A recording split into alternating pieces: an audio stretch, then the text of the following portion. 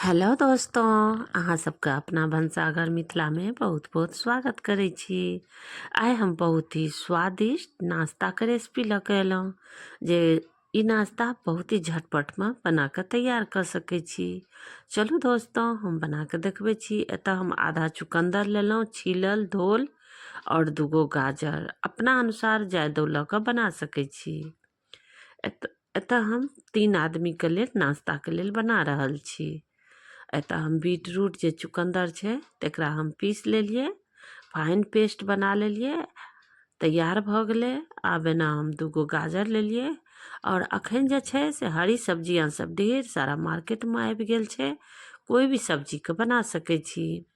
और एना हम 2 गाजर के कद्दूकस कऽ लेलिए। एहिके बाद हम एतऽ एक परात लेलहुँ, एहिमे हम लेलहुँ 1 कप के बराबर सूजी और 1 कप मैदा। अगर मैदा नहीं पसंद या तो 1 कप मैदा के स्थान पर गेहूं आटा ला सकै छी।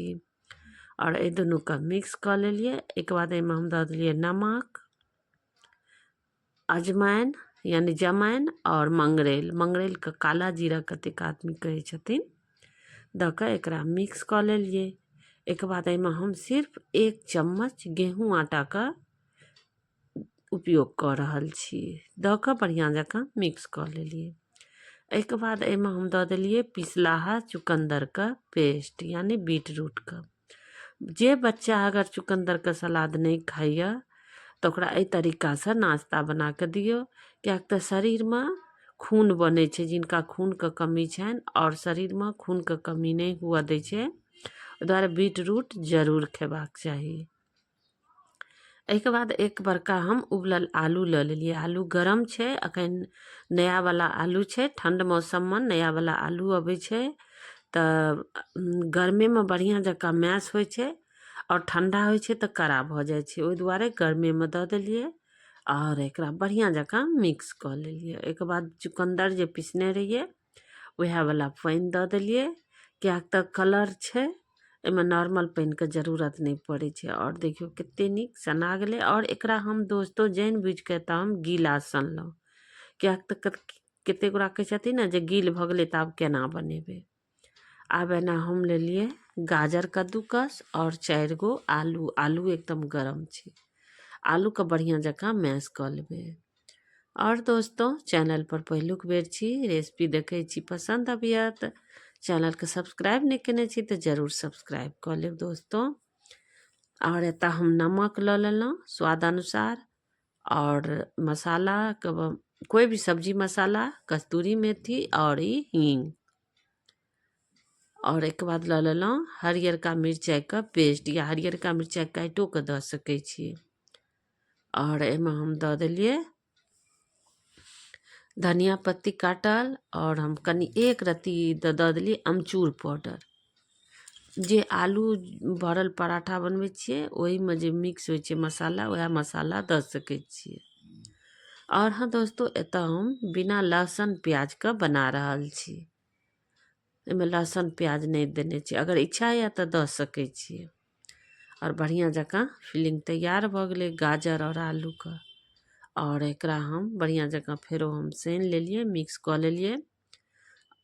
और हाँ दोस्तों, एक डोज ये नॉर्मल या गीला बना सकै छी भरे के लेल, लेकिन टाइट नहीं, टाइट में बढ़िया नहीं होइ छै। ज़्यादा कते गोरा कहै छै ने जे कनी ज़्यादा टाइट के गूंद देलिए, से नहीं करे के छै। नॉर्मल चाहे हल्का गीला एकदम चलि सकै छै। और एकरा हम फिलिंग एना कऽ के भरि देलिए गाजर और आलू का, बहुत ही स्वादिष्ट। और एकर देखियो टिकिया जे बनेलिए देखियो में कते नीक लगे छै। ओना दोस्तों सब कोई बनबै छथिन, सबके बनबै के तरीका अलग होइ छै। हमहूँ एतऽ बहुत ही सिंपल तरीका से बना कऽ अहाँ और सबके हम साझा कऽ रहल छी, जे बतायब जे सही बनल छै कि नहीं। और ऊपर से अगर इच्छा है तो जीरा दऽ सकै छी। हम एतऽ ऊपर से कनी हल्का हल्का जीरा दऽ देलिए, या उजला तिलो लऽ सकै छी, जैसे कि देखे में कनी नीक लगते। और तेल जे छै से हल्का गरम भेलै तबे दऽ देलिए, कियाक तऽ ज़्यादा तेल अगर गरम भऽ जेतै तऽ तुरंत जल जेतै और अंदर तक बढ़िया से नहीं सिझतै। ओहि दुआरे एकरा धीमी आँच पर ही आराम से एकरा तेल लेबै। बहुत ही स्वादिष्ट बन के तैयार होइ छै, हेल्दियो होइ छै। और हाँ, सने बेर में हम मोइन के लेल नहीं देलिए जे एहिमे जे घी या तेल, बस एनाहिए सिंपले जमाइन मंगरैल नमक द के सानि लेने छलिए बीट रूट द के। और देखियो, और सबके बीट रूट के सलाद या कोई रेसिपी कुछ बना के जरूर खेबाक चाही, जैसे कि शरीर में खून के कमी नहीं होइ छै। और जिनका खून के कमी छै ने उनका बीट रूट जरूर खेबाक चाही। और देखियो, नहिए के हम फ्राई कर लेलिए। बहुत ही स्वादिष्ट टेस्टी छोटी मोटी भूख के लेल, नाश्ता के लेल बहुत ही आराम से खा सके छी। और बनबे में कोई टाइम नहीं लगे छै, बहुत जल्दी बन के तैयार भ जाए छै। एत कोई सब्जियों के साथ या हम बैगन के चोखा के साथ खा सके छी, लेकिन हम एत धनिया चटनी के साथ खा रहल छी। बहुत ही स्वादिष्ट। और दोस्तों, लाइक शेयर कमेंट जरूर करब। फेरो हम अगला वीडियो में एक नया रेसिपी लेकर आएब।